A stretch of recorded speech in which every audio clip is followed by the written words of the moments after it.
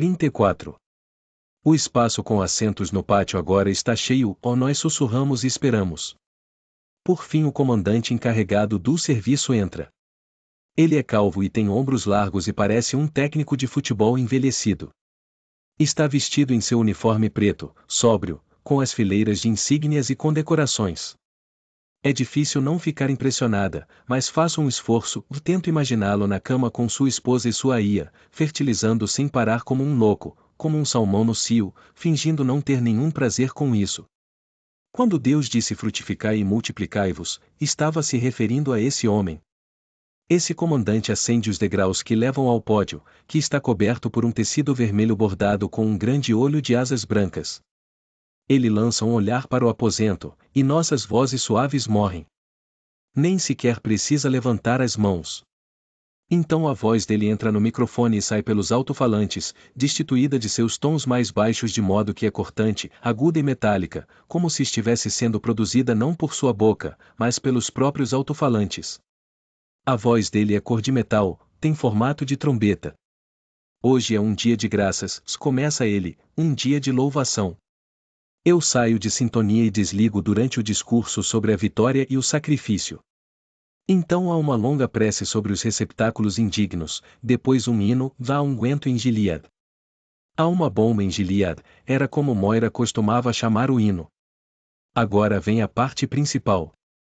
Os 20 anjos entram, recém-chegados das frentes de combate, recém-condecorados, acompanhados de sua guarda de honra, marchando 1-2, para o espaço central aberto.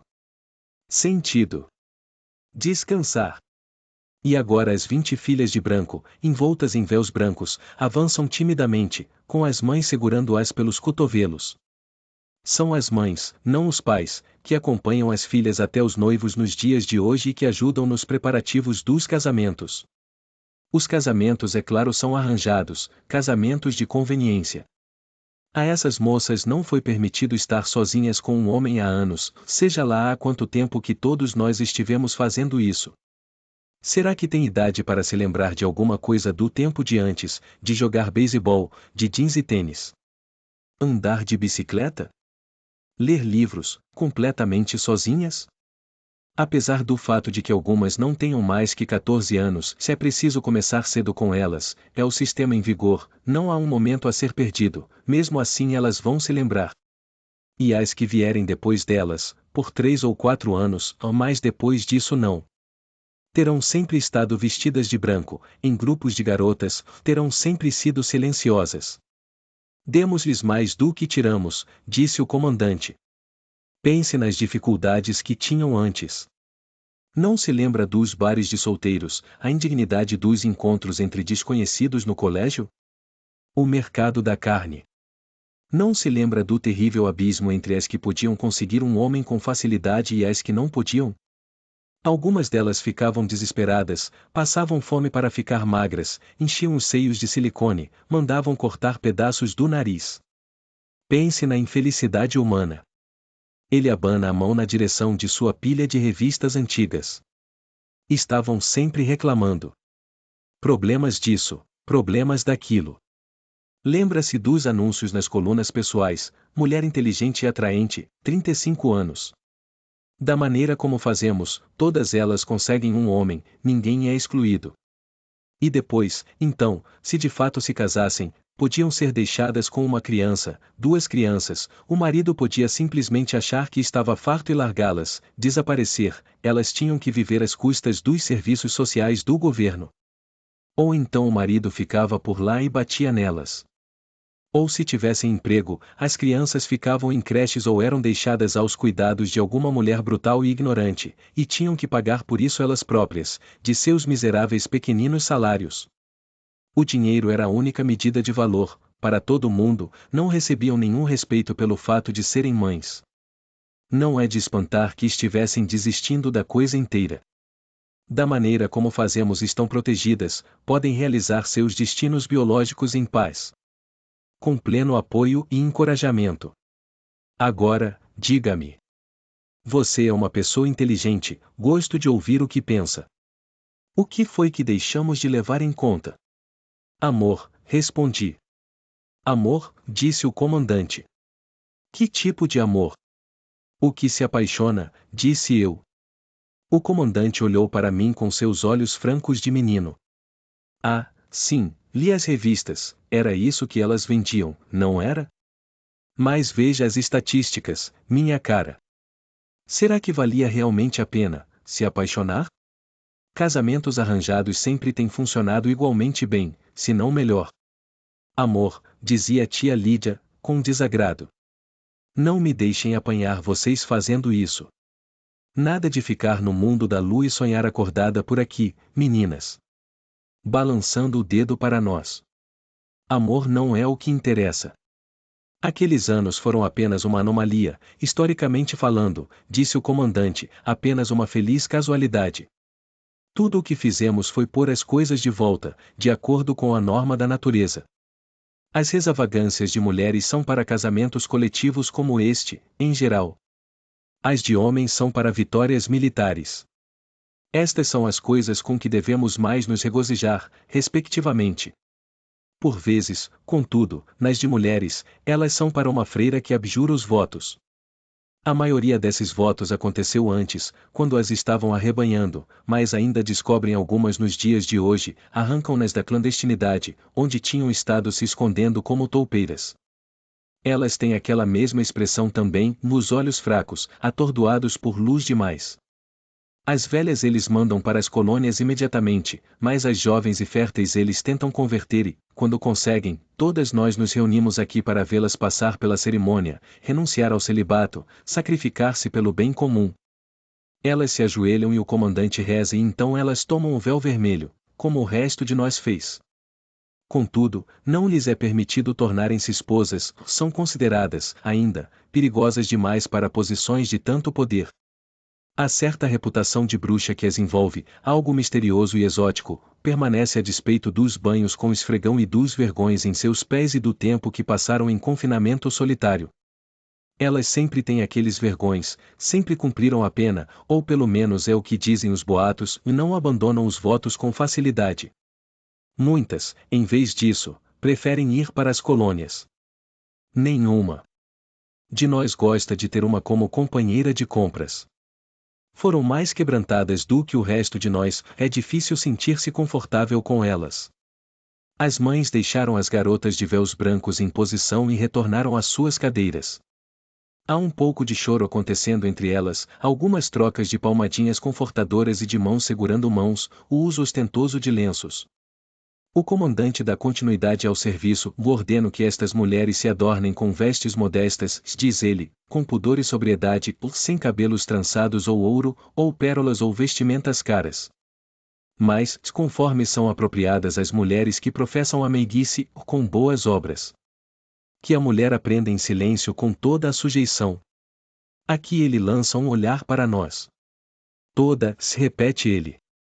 Mas não tolerarei que uma mulher ensine, nem que usurpe a autoridade do homem, apenas que se mantenha em silêncio.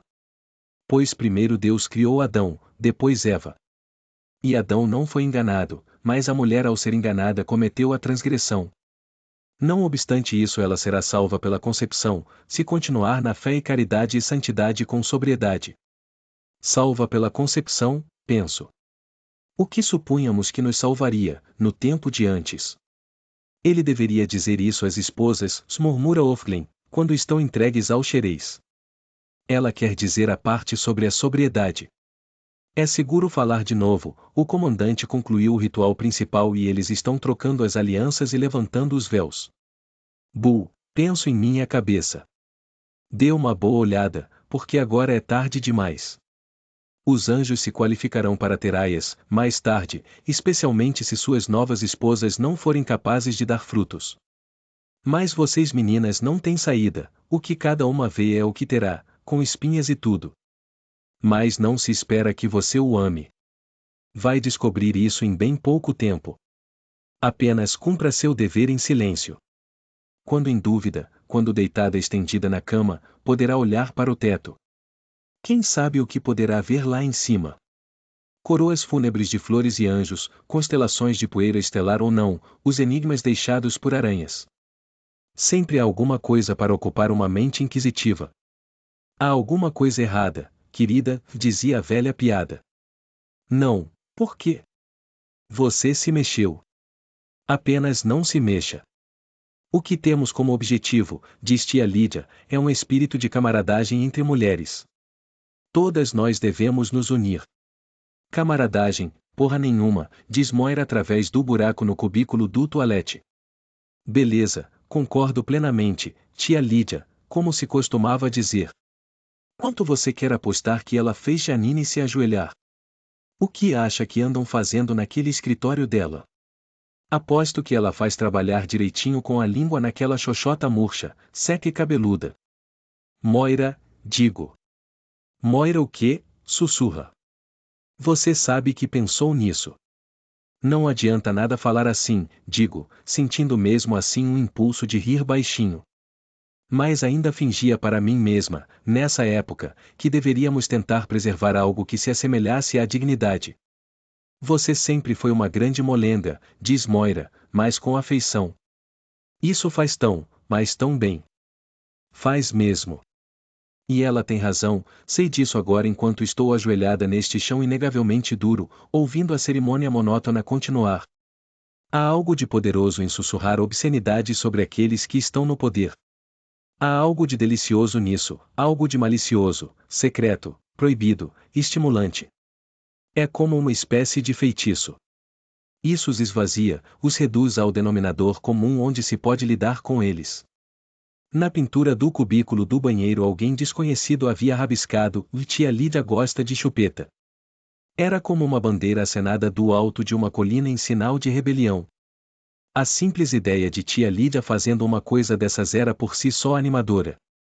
Então agora imaginem, entre esses anjos e suas noivas brancas esgotadas, gemidos momentosos e suores, encontros peludos úmidos ou, melhor, fracassos vexaminosos, paus que parecem cenouras velhas de 3 semanas, apalpos angustiados sobre carne fria e tão sem reação como peixe cru.